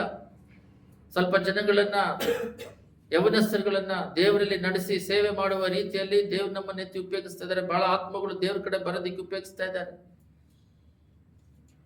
ಬೆಂಗಳೂರಲ್ಲಿ ಸ್ವಲ್ಪ ಆತ್ಮಗಳ ದೇವ್ರ ಕಡೆ ನಡೆಸೋದಿಕ್ಕೆ ಸಹಾಯ ಮಾಡಿದ್ರು. ಅದರ ದೊಡ್ಡ ಉದ್ದೇಶ ಇರುತ್ತೆ, ಇಲ್ಲ ಚಿಕ್ಕ ಉದ್ದೇಶ ಇದೆ, ಎಷ್ಟು ತಾಳಂದೋ ಗೊತ್ತಿಲ್ಲ. ಅದಕ್ಕೆ ಒಪ್ಪಿಸಿಕೊಡ್ಬೇಕು. ಯೋಸೇಫನ ರಾಜನಾದ ಮೇಲೆ ಯಾಕೋಬಿಗೆ ಇವಾಗ ಹೇಳಿದ ಈ ಮಾತು ನೆರವೇರುತ್ತೆ ನೋಡ್ರಿ. ರಾಜನಾದ ಮೇಲೆ ಊಟಕ್ಕಾಗಿ ಬರ್ತಾರೆ ಅವ್ರ ಅಣ್ಣ ತಮ್ಮಂದ್ರು 10 ಜನ. ತಮ್ಮಂದ್ರಿಲ್ಲ, ಅಣ್ಣ ಮಾತ್ರ ಬರ್ತಾರೆ. 10 ಜನ ಅಣ್ಣಂದಿರು. ಅವ್ರಿಗೆ ಇವನಿಗೆ ಒಂದು ತಮ್ಮ ಇರ್ತಾನೆ. ಅವನ ಕರೆ ಕಳಿಸ್ಕೊಂಡು ಆಮೇಲೆ ತಂದೆ ತಾಯಿನ ಕರೆ ಕಳಿಸಿ ಅಲ್ಲಿ ಇರಬೇಕಾಗುತ್ತೆ. ದೇಶದಲ್ಲಿ ಇವರಿಗೋಸ್ಕರ ಒಂದು ಸಪರೇಟ್ ಜಾಗ ಯೋಸೇಫನ ಮಾಡಿ ಅವರಿಗೆ ಅಲ್ಲಿ ಇರೋದಿಕ್ಕೆ ಅವಕಾಶ ಮಾಡಿಕೊಡ್ಬೇಕು. ಮತ್ತೆ ಇದೇ ದೇವರು ಇಲ್ಲಿ ಇದೆ ನೋಡ್ರಿ. ನಾನು ನಿನಗೆ ಹೇಳಿದ್ದನ್ನೆಲ್ಲ ನೆರವೇರಿಸಿ ಹೊರತು ಬಿಡುವುದಿಲ್ಲ. ಏಸಮಿ ಬಿಡೋದಿಲ್ಲ. ಒಂದು ಒಳ್ಳೆ ದೇವರ ಆತ್ಮದ ಮಾತು ಹೇಳ್ತೀನಿ ನಿಮಗೆ ನೋಡ್ರಿ, ಸ್ಪಿರಿಚುವಲ್ ಮಾತು. ಮನುಷ್ಯನಾಗಿ ಹುಟ್ಟಿದ ಪ್ರತಿಯೊಬ್ಬನು ನನಗೆ ಅದು ಮಾಡು, ಇದು ಮಾಡು, ಇದು ಮಾಡು, ಅದು ಮಾಡು, ಇದು ಮಾಡು, ಅದು ಮಾಡು ಅಂತಿದ್ದಾನೆ ಹೊರತು ಇವನು ಊಹಿಸೋದಿಕ್ಕಿನ್ನ, ಇವನು ನೆನೆಸೋದಿಕ್ಕಿನ್ನ ಅಧಿಕವಾಗಿ ದೇವರೇ ಅವನ ಮೇಲೆ ಪ್ಲಾನ್ ಇಟ್ಟು ಉನ್ನತವಾದ ಸ್ಥಿತಿಯಲ್ಲಿ ಇಟ್ಟು ದೊಡ್ಡದಾಗಿ ಅವನನ್ನ ಬೆಳಕಿಗೆ ತಂದು ಅವರು ನಾಮ ಮಹಿಮೆ ಹೊಂದೋದಿಕ್ಕೆ ಒಂದು ದೊಡ್ಡ ಪ್ಲಾನ್ ಇಟ್ಟು ಅವನ ಎಕ್ಸಿಕ್ಯೂಟ್ ಮಾಡ್ತಾರೆ. ನೀವು ಯಾರು ಸೇವಕರನ್ನಾದ್ರೆ ಕೇಳ್ರಿ, ಅವ್ರು ಹೇಳೋ ಒಂದೇ ಮಾತು.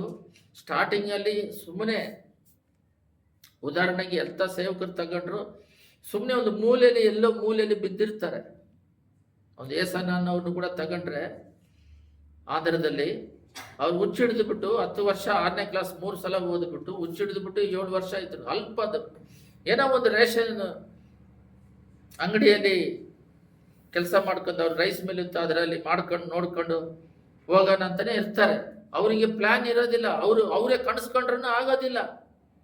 ದೇವರು ಅವರನ್ನ ಬಿಡುಗಡೆ ಮಾಡಿದ ತಕ್ಷಣ ಅವ್ರ ಮೂಲಕ ಪ್ರಪಂಚ ಪೂರ್ತಿ ಸಭೆಗಳು, ಸಂಘಗಳು, ಆಂಧ್ರ ಪೂರ್ತಿ ಸಭೆಗಳಲ್ಲಿ 80,000 1 ಲಕ್ಷ ಎಲ್ಲಿ ನೋಡಿದ್ರು ಸಭೆಗಳು, ಅವರು ಸಂಘಗಳು ವಿಶ್ವಾಸಿ, ಅವರ ಮೂಲಕ ಅಸಿಸ್ಟೆಂಟ್ ಸೇವಕರನ್ನ ಕರ್ಕೊಳ್ಳೋದು, ಅವರಿಗೆ ಟ್ರೈನಿಂಗ್ ಕೊಡೋದು, ಅವ್ರ ಹತ್ರ ಬಿಟ್ಟು ಹೋಗಿದ್ದಾರೆ. ಇದು ಟ್ರಿಬಲ್ ಆಗ್ಬಿಡ್ತು. ಇವಾಗ ಹೋದ ಮೇಲೆ ಅವ್ರಿಗೆ ಗೊತ್ತಿಲ್ಲ.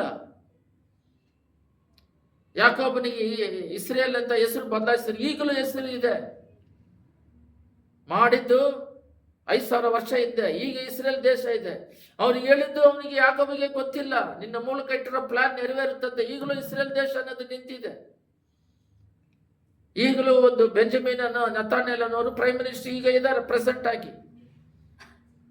ಆ ಪ್ಲಾನ್ಗಳು ಹೋದ ಮೇಲೆ ಕೂಡ ನಡೀತೈತೆ. ಇವರ ಮಕ್ಕಳಿಗೆ ಆಸ್ತಿ ಪಾಸ್ತಿ ಸೇರಿಸಿಡ್ತಾ ಇದೆ. 2-3 ತಲಾಂತಗಳು ದೇವರಿಟ್ಟಿದ್ದಾರೆ. ಸ್ಪಿರಿಚುವಲ್ ಪ್ಲಾನ್, ಆತ್ಮಿಕ ಪ್ಲಾನ್.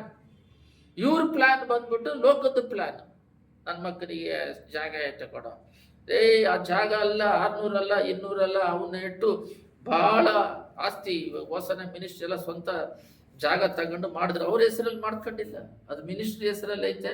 ಅವ್ರು ಹೋದ್ರು, ಆ ಮಿನಿಸ್ಟ್ರಿ ಹೆಸರಲ್ಲಿ ಬೇರೆಯವ್ರು ನಡೆಸ್ತಾ ಇದ್ರೆ. ಅವ್ರು ಹೋದ್ರೆ ಇನ್ನೊಬ್ರು ಮಿನಿಸ್ಟ್ರಲ್ಲಿ ಇದೆ. ದೇವರ ಬರುವಿಕೆ ತಡೆ ಆದ್ರೆ ಆಸ್ತಿ ಬೇಕಾದಷ್ಟಿದೆ. ಪ್ರಾರಂಭದಲ್ಲಿ ಒಂದು 200 ಸೆಂಟಿಗೋಸ್ಕರ ಕಷ್ಟಪಟ್ಟವರು ಆ ಗುಡ್ಡರಲ್ಲಿ ಎಕರೆ ಆಗಿದೆ. ವರ್ಷಕ್ಕೊಂದ್ಸಲ ಗುಡಲ್ಲ ಹಬ್ಬ ಮಾಡೋದಿಕ್ಕೆ 50 ಎಕರೆನೇ ತಗೊಂಡಿದ್ದಾರೆ. ಇನ್ನೂ ತಗೋತಾನೆ ಇದ್ದಾರೆ. ಎಕರೆ ತಗೊಂಡಿದ್ದಾರೆ. ಪ್ರಾರಂಭ ದಿನದಲ್ಲಿ ಊಟ ಇಲ್ಲದಾಗೆ ಬಂದವರು ಪ್ಲಾನ್ ಇಟ್ಟಿದ್ದಾರೆ ಯಾಕೋಬ್ ಮೇಲೆ. ಯಾಕೋಬು ಬಂದ್ಬಿಟ್ಟು ಗುಡಾರದಲ್ಲೇ ಇದ್ದಿದ್ದು. ಅವ್ರೇನು ಮೋಲ್ಡ್ ಮಾಡ್ಕೊಂಡು ಮನೇಲಿ ಇದ್ದಿಲ್ಲ. ಅವರಲ್ಲಿ ಇದ್ದಿದ್ದು ಗುಡಾರದಲ್ಲಿ. ಅಲ್ಲೆಲ್ಲಿ ನೋಡಿದಾಗ ಗುಡಾರ ಟೆಂಟ್ ಹಾಕೊಂಡು ಅಲ್ಲೆಲ್ಲಿ ಇದ್ದಿದ್ದು. ಬಟ್ ಅವರ ಸಂತತಿ ಮೂಲಕ ಪ್ಲಾನ್ ಇಟ್ಟಿದ್ದು ಇದುವರೆಗೂ ನಡೀತಾ ಇದೆ. ಯಾಕೋಬ್ ಮೂಲಕ ಇಟ್ಟಿದ್ದು ಪ್ಲಾನ್, ನಮ್ಮ ಮೂಲಕ ಇಟ್ಟಿರೋ ಪ್ಲಾನ್ ಕೂಡ ನಡೀತೈತೆ. ದೇವರ ಆಶೀರ್ವಾದ 100 ತಲೆಯವರೆಗೂ ಇರುತ್ತೆ. ಶಾಪ ಇರ್ತದೆ ವಿಮೋಚನ ಕಾಂಡದಲ್ಲಿ. ಎಲ್ಲರೂ ತೆಗಿರಿ, ವಿಮೋಚನ ಕಾಂಡ 20 ಇದೆಯಲ್ಲ, ಅದು ಆತ್ಮಿಕದ ವಿಮೋಚನ ಕಾಂಡ, ಅದರಲ್ಲಿ 20 ತೆಗಿರಿ. ಅದರಲ್ಲಿ ನೋಡ್ರಿ, ಇದು ಒಬ್ಬರನ್ನ ಬಿಟ್ಟು ತಂದೆಗಳ ದೋಷ ಫಲವನ್ನು ಇಲ್ಲಿದೆ ನೋಡ್ರಿ. ಇದರಲ್ಲಿ ತಂದೆಗಳ ದೋಷ ಫಲವನ್ನು ಮಕ್ಕಳ ಮೇಲೆ 3-4 ತಲೆಮಾರಿವರೆಗೂ ಬರಮಾಡುವನಾಗಿದೆ. ಬರೀ 3-4 ಮಾತ್ರ ಪಾಪ ಮಾಡಿದ್ರು. ಲೋತನ ಮಕ್ಕಳು 2 ಹೆಣ್ಮಕ್ಳು ಪಾಪ ಮಾಡಿದ್ರು. ಅವರು ಪಾಪ ಮಾಡಿಬಿಟ್ಟಿದ್ದ 2 ಮಕ್ಕಳು ಅಮೋರಿಯರು. ಆದರೆ 2 ಗೋತ್ರ ಬರುತ್ತೆ, 2 ಮಕ್ಕಳು ಗೋಸಿಯರು ಅನ್ಸುತ್ತೆ. ಅದರಲ್ಲಿ ಅಮೋರಿಯವರು ಬಂದ್ಬಿಟ್ಟು 10 ತಲೆಮಾರು ಆದ್ಮೇಲೆ ಮತ್ತೆ ಒಳಗೆ ಸೇರಿಸ್ಕೊತಾರೆ. ತಪ್ಪು ಮಾಡಿದ್ರೆ ಕಮ್ಮಿ. ಇಲ್ಲಿ ನೋಡ್ರಿ,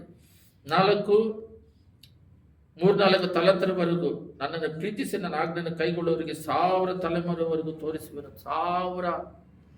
ಇವಾಗ ನಾನಿಲ್ಲಿ ಏನಾದ್ರು ಇದ್ದು ಭೂಲೋಕ ಅಳಿದು ಹೋಗದೆ ಇದ್ರೆ ನನ್ನ ಮೂಲಕ ಇಟ್ಟಿರೋ ನನ್ನ ಮಕ್ಕಳಲ್ಲಿ 1000 ತಲೆಮಾರವರೆಗೂ ಬ್ಲೆಸ್ಸಿಂಗ್ ಮಾಡ್ತಾರೆ. ದಾವೀದನಿಗೆ ಕೊಟ್ಟಿದ್ರು, ನಿನ್ನ ಸಿಂಹಾಸನವನ್ನು ದೃಢಪಡಿಸ್ತೇನೆ, ನಿನ್ನ ಸಂತತಿಯನ್ನು ಆಶೀರ್ವದಿಸ್ತೇನೆ ಅಂತ. ಅವನು ಎಷ್ಟೇ ಪಾಪ ಮಾಡಿದ್ರು ಸಾಲಮನ್ನು ವಯಸ್ಸಾಗಿ ಸಾಯವರೆಗೂ ಬಿಟ್ಟುಬಿಟ್ರು. ಆದರೆ ಅದು 2 ಗೋತ್ರವಾಗಿ ಅವನ ಮಗನ ಗೋತ್ರವಾಗಿ ಕೂಡ ಬಂತು. ಈಗಲೂ ಕೂಡ ಆ ನೀತಿವಂತರ ಲಿಸ್ಟಲ್ಲಿ ಬರ್ದೇ ಹೋದ್ರು ಕೂಡ ಆ ಸಂತತಿಯನ್ನು ಬ್ಲೆಸ್ ಮಾಡಿ ಇನ್ನೂ ಇಟ್ಟಿದ್ದಾರೆ. ಯೂದಾ ಸುತಿ ಗೋತ್ರಪು ಸಿಂಹಮ, ಯೂದಾ ಗೋತ್ರದಲ್ಲಿ ದೇವರಿಟ್ಟಿದ್ದಾರೆ, ಇನ್ನೂ ಕೂಡ ಇದೆ. ಆ ವಂಶದಲ್ಲಿ ದೇವರು ಹುಟ್ಟಿದ್ರು. ಆ ರೀತಿ ದೇವರು ಒಬ್ಬರ ಮೇಲೆ ಪ್ಲಾನ್ ಇಟ್ಟಿರ್ತಾರೆ. ನಮ್ಮ ಪ್ಲಾನ್ ಬಂದ್ಬಿಟ್ಟು ನಾವು ಎಂಥವ್ರು, ಮನುಷ್ಯರು, ಮಾಂಸಿಕದವರು, ಕನಸು ಕಾಣುತ್ತೆ, ಹಿಂಗೆ ಹಂಗೆ ಅಂತ. ಅದಕ್ಕಿಂತ ಟ್ರಿಪಲ್ ಪ್ಲಾನ್. ಏಸನವರು ಏರೋಪ್ಲೇನ್ ಅಲ್ಲಿ ಹತ್ತಕ್ಕೆ ಆಗೋದಿಲ್ಲ, 6ನೇ ಕ್ಲಾಸ್ ಫೇಲ್ ಆದವರು ದೇಶ ಪೂರ್ತಿ ತಿರುಗಿ ಸೇವೆ ಮಾಡಿದ್ರು, ಹೊರ ದೇಶದ ಸೇವೆ ಮಾಡಿದ್ರು. ಅದಕ್ಕೆ ಅಸ್ಟೆಂಟ್ ಆಗಿರುವ, ಈಗ ಫುಲ್ ಇನ್ಚಾರ್ಜ್ ಅಸ್ಟೆಂಟ್, ಅವಾಗಿದ್ರು ಅಸ್ಟೆಂಟ್, ಇವಾಗ ಇನ್ಚಾರ್ಜ್ ಆಗಿ ರಾಬರಂ ಪಾಸ್ಟ್ ಹೇಳಿದ್ರು. ಅದು ಸ್ಟೇಟಸ್ ಅಲ್ಲಿ ನೋಡಿದೆ, ನಾನು ಇದ್ದಿದ್ದು ಪೊಸಿಷನ್ ಏನು, ಭಾಷೆನೇ ಬರಲ್ಲ, ನಾನು ಕರ್ನಾಟಕದವನು, ಹೊಸದಾಗಿ ಗುಂಟೂರಿಗೆ ಬಂದಾಗ ಅದೆಲ್ಲ ತೆಲುಗು ಮಾತಾಡಿದ್ರೆ ತೆಲುಗು ಬರೋದಿಲ್ಲ, ತೆಲುಗು ಓದಕ್ಕೆ ಬರೋದಿಲ್ಲ, ನನ್ನನ್ನು ತಗೊಂಬಂದು ಇಂಥ ಪೊಸಿಷನಲ್ಲಿ ಇಟ್ಟಿದ್ದಾರೆ.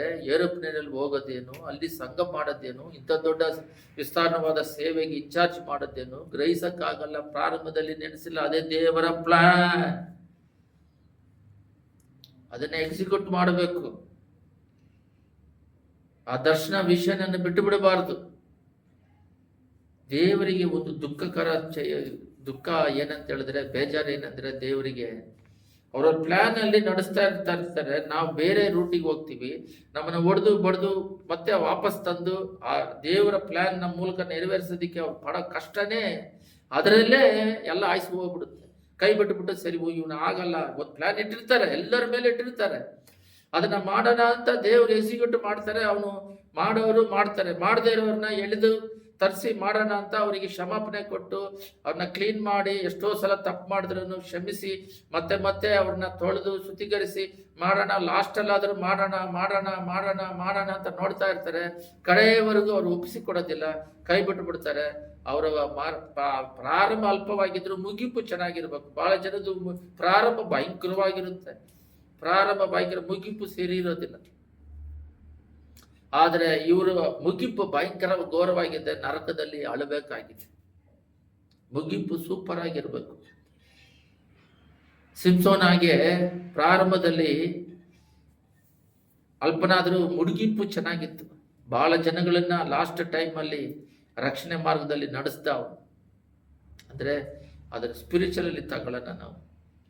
ಮಾಂಸಿಕವಾದ ಕಡೆ ಟೈಮಲ್ಲಿ ದೇವರೇ ನನ್ನನ್ನು ಅಭಿಷೇಕ ಮಾಡು, ನನ್ನ ಪಾಪವನ್ನು ಕ್ಷಮಿಸ್ರಿ ಅಂದಾಗ, ಕಡೆ ಟೈಮಲ್ಲಿ ಅವನು ಪ್ರಾರಂಭದಲ್ಲಿ ಕೊಂದಿದ್ದೆಲ್ಲ ಆತ್ಮ ಆದಾಯ ಮಾಡೋ ಥರ ತಗೊಳ್ಳೋಣ. 1000 ಜನ ಒಂದು ಕತ್ತೆ ದವಡೆಯಿಂದ ಕೊಂದಿದ್ದಕ್ಕಿಂತ ಲಾಸ್ಟಲ್ಲಿ ಅವನು ಕೊಂದಿದ್ದು ದಾಸಿ. ಅಂದರೆ ಕಡೆ ಅಭಿಷೇಕ ಬಂದಾಗ ನಾವು ಭಾಳ ಜನಗಳನ್ನ ಆತ್ಮಿಕದಲ್ಲಿ ಮುಗಿಪು ಚೆನ್ನಾಗಿರಬೇಕು.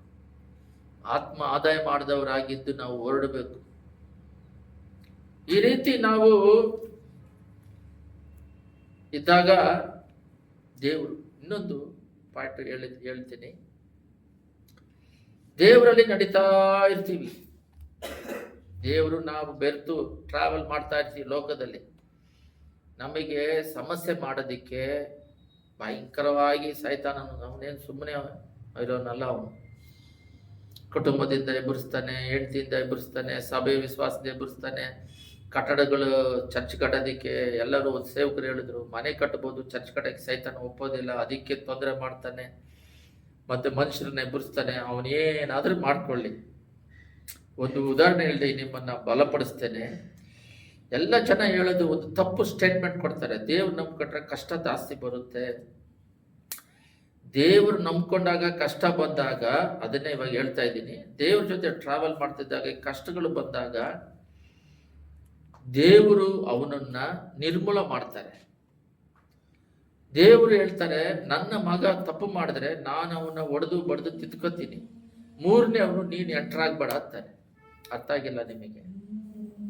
ದೇವರ ಜೊತೆಯಲ್ಲಿ ನಾವು ಟ್ರಾವೆಲ್ ಮಾಡ್ಕೊಂಡು ಅವರ ಪ್ಲಾನ್ ಅನ್ನು ನಾವು ಮಾಡ್ತಾ ಇದ್ದಾಗ ಆಪತ್ತುಗಳು ಬಂದೇ ಬರುತ್ತೆ. ಯೋಸೇಫನಿಗೆ ಬಂದಾಗೆ ಬರುತ್ತೆ, ಒಂದು ಸಮಯ ಒಳ್ಳೆತನಕ್ಕೂ ಬರುತ್ತೆ. ಸೈತಾನನು ಅದನ್ನ ಬೇರೆ ರೂಟಲ್ಲಿ ಇವ್ರನ್ನ ಡೈರೆಕ್ಷನ್ ಬದಲಾಯಿಸೋದಕ್ಕೂ ಮಾಡ್ತಾನೆ. ಬಂದಾಗ ನಾವು ಕರೆಕ್ಟಾಗಿ ಸ್ಟಡಿಯಾಗಿ ಮೈಂಡನ್ನು ದೇವರಲ್ಲಿತ್ತು ನಿನ್ನ ಪ್ಲಾನ್ನ ಮೂಲಕ ನೆರವೇರಲಿ ಅಂತ ಒಪ್ಪಿಸಿಕೊಟ್ಟು ಬಿಟ್ಟಾಗ, ಈ ಸೈತಾನನ್ನು ಬಂದ್ಬಿಟ್ಟು ನಮ್ಮನ್ನ ಏನಾದ್ರೂ ಸಮಸ್ಯೆಗಳನ್ನು ಉದ್ಭವಿಸಕ್ ಮಾಡಿದಾಗ ದೇವರು ಏನ್ ಹೇಳ್ತಾರೆ ಗೊತ್ತಾ? ನಾನು ನನ್ನ ಮಗ ಅವನ ತಪ್ಪು ಮಾಡಿದ್ರೆ ಅವನ್ನ ಹೊಡಿತೀನಿ, ಬಡಿತೀನಿ, ಅವನ್ನ ಸರಿ ಮಾಡ್ಕೊತೀನಿ, ಅವನ್ನ ನಾನು ಮುದ್ದಾಡ್ತೀನಿ. ನನ್ನ ಮಗ ನಾನೇನೋ ಮಾಡ್ಕೊಂಡು ಹೋಗ್ತೀನಿ, ನೀನು ಮೂರನೇ ವ್ಯಕ್ತಿ, ನೀನು ಯಾವನ ಎಂಟ್ರಾಗೋದಕ್ಕಂತ. ಯಾಕಂದ್ರೆ ನನ್ನ ಜೀವಿತದಲ್ಲಿ ನಡೆದಿದೆ.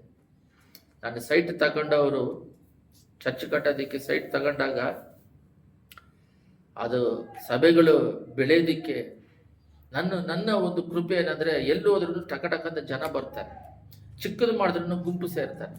ಅದು ನನಗೆ ಕೊಟ್ಟರು ಕೃಪೆ. ಯಾಕಂದ್ರೆ ಆತ್ಮ ಭಾರದಿಂದ ಮಾಡಿದಾಗ ಚಿಕ್ಕ ಮೀಟಿಂಗ್ ಮಾಡಿದ್ರೂ ಏನೇ ಮಾಡಿದ್ರು ಜನ ಬಂದು ಸೇರ್ಬಿಡ್ತಾರೆ. ಬೇಗೂರಲ್ಲಿ ಕೂಡ ಸ್ಟಾರ್ಟಿಂಗ್ ಅಲ್ಲಿ ಮಾಡಿದ ತಕ್ಷಣ ಗಬ ಅಂತ ಹೇಳಿ ಆತ್ಮಗಳು ಬಂದು ಸೇರ್ಬಿಡ್ತಾರೆ. ದೀಕ್ಷಾಶನ ಎಲ್ಲ ಕೊಟ್ಟಿವಿ. ರಾಯಸಂದ್ರದಲ್ಲಿ ಮಾಡಿದಾಗಲೂ ಒಂದು 30 ಜನ ಬಂದ್ಬಿಡ್ತಾರೆ, ಎಲ್ಲಿಂದನೂ ಬಂದ್ಬಿಡ್ತಾರೆ.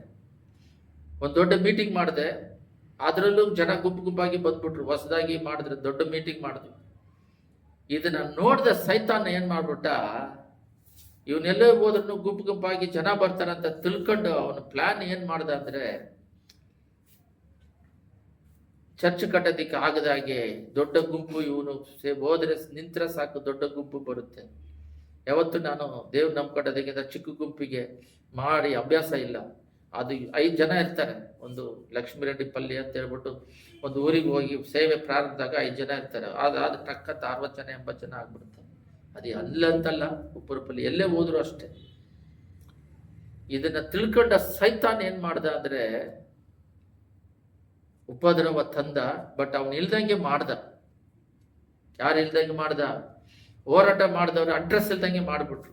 ನಾನು ನನ್ನ ಮಗ ತಪ್ಪು ಮಾಡಿದ್ರೆ ನಾನು ನೋಡ್ಕೊತೀನಿ. ಆದ್ರೆ ನಾನು ಮಾಡಿದ ತಪ್ಪೇನಂದ್ರೆ, ದೇವ್ರ ಕೆಲಸ ಮಾಡ್ಬೇಕಾದ್ರೆ ಇದೇನಕ್ಕೆ ಉಪದ್ರ ಬರುತ್ತಂತ ದೇವ್ರ ಬಿಟ್ಟು ಸ್ವಲ್ಪ ಸರ್ಕೊಂಡು ಪ್ರಾರ್ಥನೆ ಕಮ್ಮಿ ಮಾಡೋದು, ಉಪದ್ರಗಳು ಬಂದಾಗ ಅದನ್ನ ನೆನೆಸೋದು, ಪ್ರಾರ್ಥನೆ ಹೆಚ್ಚು ಮಾಡಬೇಕು. ಉಪದ್ರನೆಲ್ಲ ದೇವರಿಗೆ ಬಿಟ್ಕೊಟ್ಟು ನಮಗೆ ಮೇಲಿಟ್ಟಿರೋ ದರ್ಶನದ ಮೇಲೆ ಹೋಗ್ತಾ ಇರಬೇಕು. ಉಪದ್ರಗಳು ಇದ್ರೇನೆ ಬ್ಲೆಸ್ಸಿಂಗು. ಉಪದ್ರಗಳು ಬರಬೇಕು. ಏನ್ ಮರಣ ತಾನೇ ಬರುತ್ತೆ, ಲಾಸ್ಟ್ ಮರಣ ತಾನೆ. ಹೆಂಗಿದ್ರು ಸಾಯ್ತಾನೆ. ಮರಣ ಬಂದ್ರೇನು ಸತ್ರೇನು ಪರಲೋಕ ರಾಜ್ಯಕ್ಕೆ ತಾನೆ ಹೋಗ್ತೀವಿ. ಸತ್ರೆ ನಮಗೆ ಲಾಭ, ಬದುಕಿದ್ರೆ ದೇವರಿಗೆ ಲಾಭ. ಆತ್ಮಿಕದಲ್ಲಿ ಬೆಳಿಬೇಕು.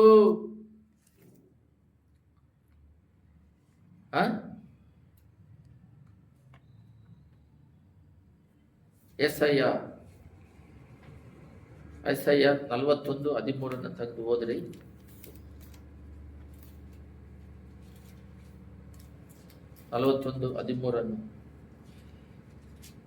ನಾನು ನಿನಗೆ ಸಹಾಯ ಮಾಡುತ್ತೇನೆ ಎಂದು ನಿನಗೆ ಹೇಳುವ ನಿನ್ನ ದೇವರಾದ ಯೆಹೋವನೆಂಬ ನಾನೇ ನಿನ್ನ ಕೈ ಹಿಡಿಯುತ್ತೇನಲ್ಲ. ನೋಡ್ರಿ, ಇಲ್ಲಿ ದೇವರು ನಮ್ಮ ಕೈಯನ್ನು ಹಿಡಿತಾ ಇದ್ದಾರೆ. ಎಲ್ಲ ಗಮನ ಇಟ್ಟು ಕೇಳ್ರಿ. ದೇವರು ನಮ್ಮ ಕೈ ಹಿಡಿತಿರೋದು. ಅಲ್ಲಿ ನೋಡಿದ್ರೆ ಮೆಸೇಜ್ ಬಹಳ ಅರ್ಥ ಆಗ್ತದ.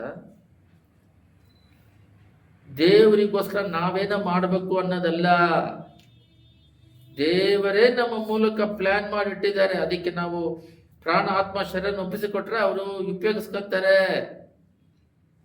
ನಾವು ಕನಸು ಕಾಣೋದಲ್ಲ ದೊಡ್ಡ ವ್ಯಕ್ತಿಯಾಗಿ ಮಾಡ್ತೀವಂತ, ಅದಕ್ಕಿಂತ ದೊಡ್ಡದಾಗಿ ಪ್ಲಾನ್ ಮಾಡಿದ್ದಾರೆ.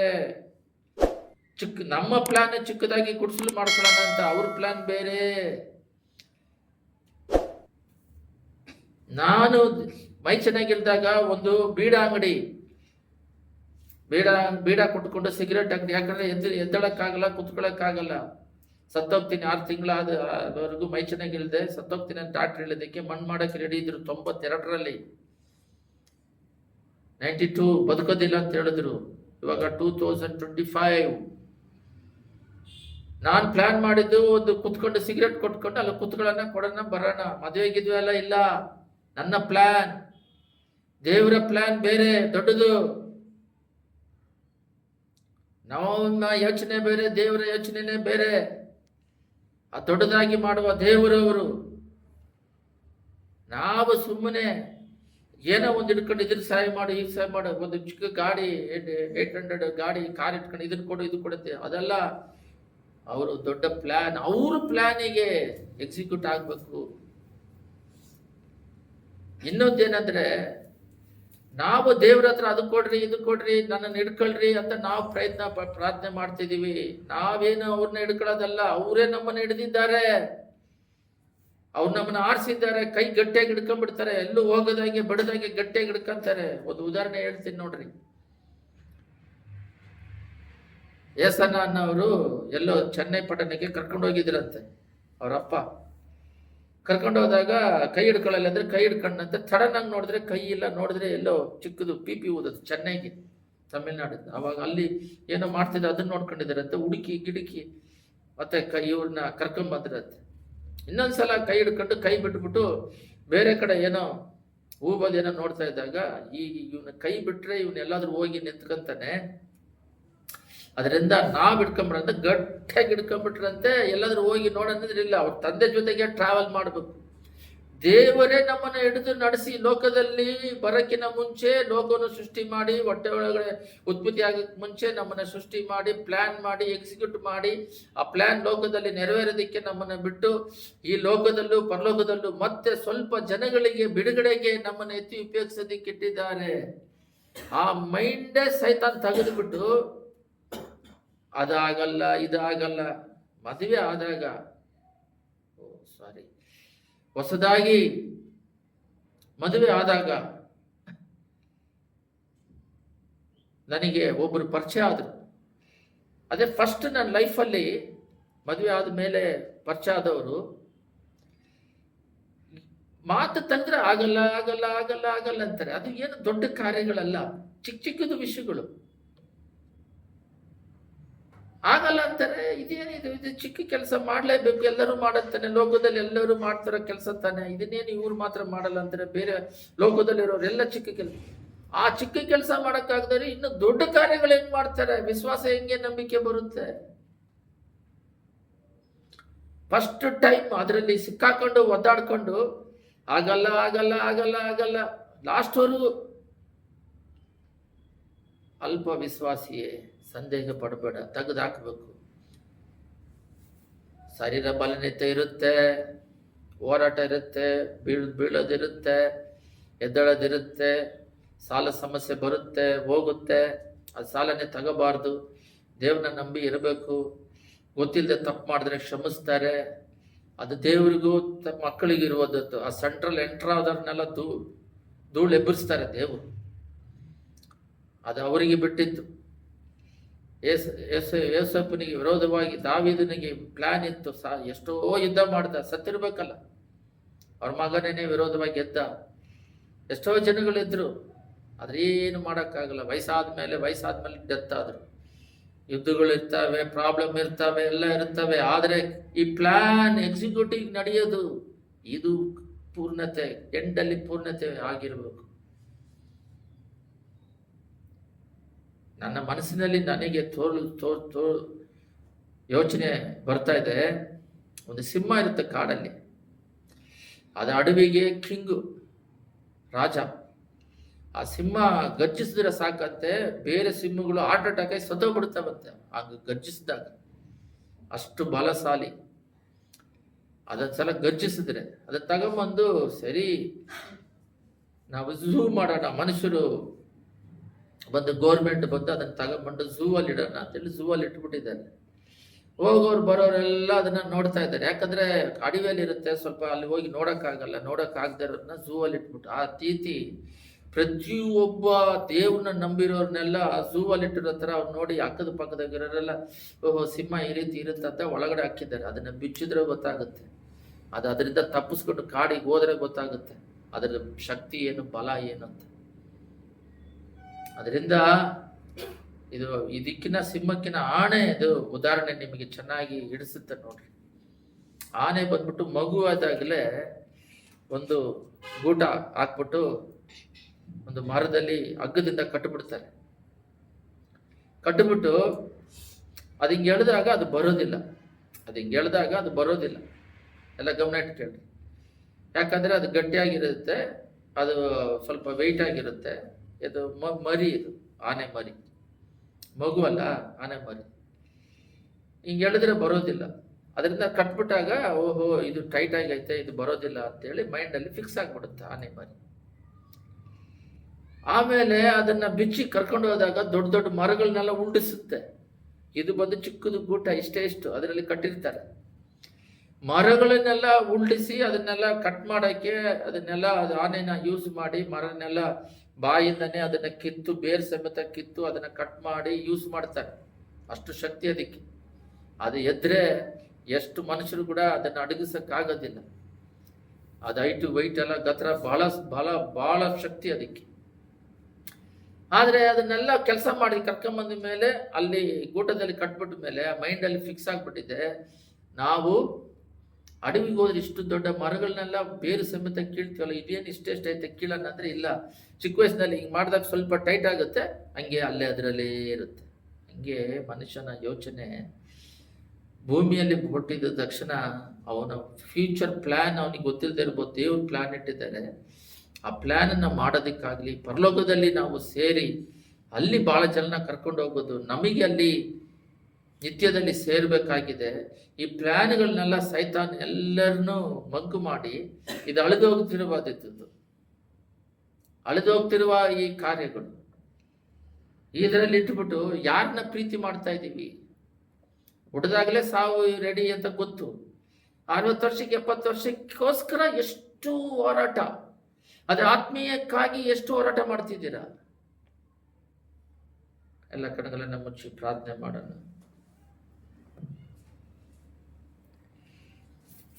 ದೇವರು ನಮ್ಮನ್ನ ಗಟ್ಟಿಯಾಗಿ ಕೈ ಹಿಡಿದಿದ್ದಾರೆ.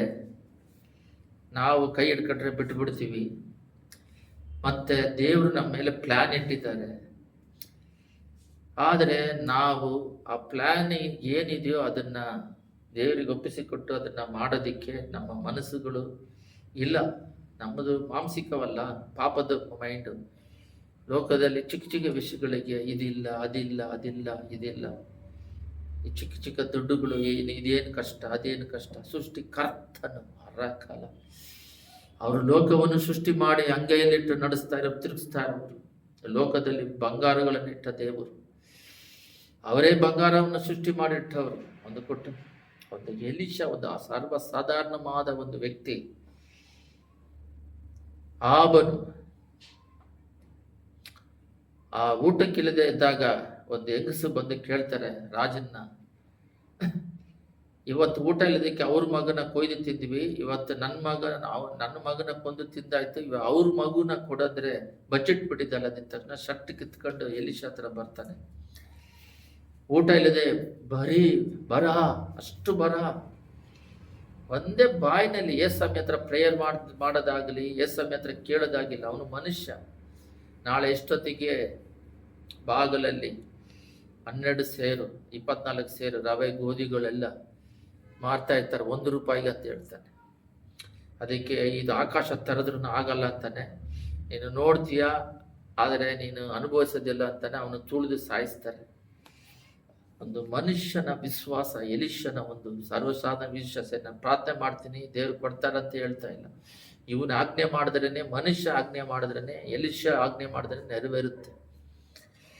ಸೃಷ್ಟಿಕರ್ತನು ನಮ್ಮ ಆಲಯವಾಗಿದ್ದೇವೆ. ನಾವು ಆಜ್ಞೆ ಮಾಡಿದ್ರೆ ಇನ್ನೆಷ್ಟು ಕಾರ್ಯಗಳು ನಡಿಬೇಕು. ನಮ್ಮನ್ನು ಈ ಲೋಕದಲ್ಲಿ ಇಟ್ಟಿದ್ದು ದೇವರು ಕೈಯಲ್ಲಿ ನಮ್ಮನ್ನಿಟ್ಟು ಬಲವಾಗಿ ಉಪಯೋಗಿಸೋದಿಕ್ಕೆ. ನಾವು ಹೋದ ಮೇಲೆ ಕೂಡ ಅದು ನಡೀತದೆ. ನಾವು ಹೋದ ಮೇಲೆ ಕೂಡ ಅದು ದೊಡ್ಡ ಕಾರ್ಯ ಮಾಡುತ್ತದೆ. ದೇವರ ಬರುವಿಕೆವರೆಗೂ ನಡೀತದೆ ಅದು. ಆ ಸ್ಪಿರಿಟ್, ಹೋಲಿ ಸ್ಪಿರಿಟ್ ನಡೀತದೆ. ಸದ್ಧತೆಯಾಗಿ 100 ತಲೆಮಾರುವರೆಗೂ ಆಶೀರ್ವದಿಸಿ ಅದು ಪರಿಶುದ್ಧ ಪರಲೋಕದ ಕಾರ್ಯಗಳು ನಡೀತಾ ಇರ್ತವೆ. ಅಬ್ರಹಾಮಿಂದ ಹಿಡಿದು ಇದುವರೆಗೂ ಇಸ್ರೇಲ್ ದೇಶ ಈಗಿನವರೆಗೂ ದೇವರ ಪ್ಲಾನ್ ಎಕ್ಸಿಕ್ಯೂಟ್ ಆಗಿ ನಡೀತಾ ಇದೆ. ದೇವರ ಬರುವಿಕೆ ಬಂದು ಅಲ್ಲಿ 1000 ವರ್ಷ ಆಳ್ವಿಕೆ ಮಾಡಬೇಕು. ಅಬ್ರಹಾಮನಿಗೆ ಕೊಟ್ಟ ಪ್ಲಾನ್ ಇನ್ನೂವರೆಗೂ ಇನ್ನೂ ನಡೀದೇ ಇರುವ ಕಾರ್ಯಗಳೆಲ್ಲ ಬೈಬಲಲ್ಲಿ ಇದೆ, ನಡಿಬೇಕಾಗಿರೋದು. 1000ವಲ್ಲ, ಎಷ್ಟೋ 1000 ಗಟ್ಟಲೆ ತಲೆಮಾರುವರೆಗೂ, ವರ್ಷಾನುಗಟ್ಲೆ ಈ ಲೋಕ ಅಳಿದು ಹೋದ್ರು ದೇವರಿಟ್ಟಿರುವ ಉದ್ದೇಶಗಳು, ಪ್ಲಾನ್ಗಳು ನೆರವೇರುತ್ತವೆ. ಎಲ್ಲರೂ ಒಪ್ಪಿಸಿಕೊಡ್ರಿ. ಯೇಸುವೇ ಸ್ತೋತ್ರ, ನನ್ನ ತಲೆ ಮೇಲಿಟ್ಟಿರುವ ಪ್ಲಾನ್ ನೆರವೇರಲಿ, ನನ್ನ ತಲೆ ಮೇಲಿಟ್ಟಿರುವ ಪ್ಲಾನ್ ಎಕ್ಸಿಕ್ಯೂಟ್ ಆಗಲಿ. ಹಲ್ಲೆಲೂಯಾ. ನಾನು ನಿನ್ನ ಕೈ ಹಿಡ್ಕೊಂಡ್ರೆ ಬಿಟ್ಟು ಬಿಡ್ತೀನಿ. ದೇವರೇ ನಮ್ಮನ್ನು ಹಿಡಿದಿದ್ದಾನೆ. ಅವರು ಹಿಡಿದು ಅವರ ಪ್ಲಾನಿಂಗ್ ಪ್ರಕಾರ ನಡ್ಸ್ಕೊಂಡು ಹೋಗೋದಿಕ್ಕೆ ಬಿಟ್ಟು ಬಿಡ್ರಿ. ಹಲ್ಲೆಲೂಯಾ. Praise the Lord. ಚಿಕ್ಕ ವಿಷಯಗಳಿಗೆಲ್ಲ ಗೊಣಕೊಂಡು ಸೊಣಕೊಂಡು ಹಲ್ಲೆಲೂಯಾ ಕಾನಾನಿಗೆ ಹೋಗಿ ಸೇರದ ಹಾಗೆ, ಐಗುಪ್ತ ದೇಶದವರು ಗೊಣಗದ ಹಾಗೆ, ಗೊಣಗಿಕೊಂಡು ಇಳಿದ ಹಾಗೆ ಅಪ್ಪ ಯೋಬನಾಗಿ ವಿಶ್ವಾಸ ಬರಲಿ. ಅವ್ರ ಹೆಂಡತಿ ದೇವರಂತಿದ್ದಲ್ಲ ದೂಷಿಸಿ ಬಿಟ್ಟು ಬಿಡು ಅಂತ ಹೇಳಿದ್ರೆ, ಹಲ್ಲೆಲೂಯಾ, ಒಳ್ಳೆದನ್ನು ಪಡಿತೀವಿ, ಕೆಟ್ಟದ್ದನ್ನು ಪಡೆಯಬಾರದು.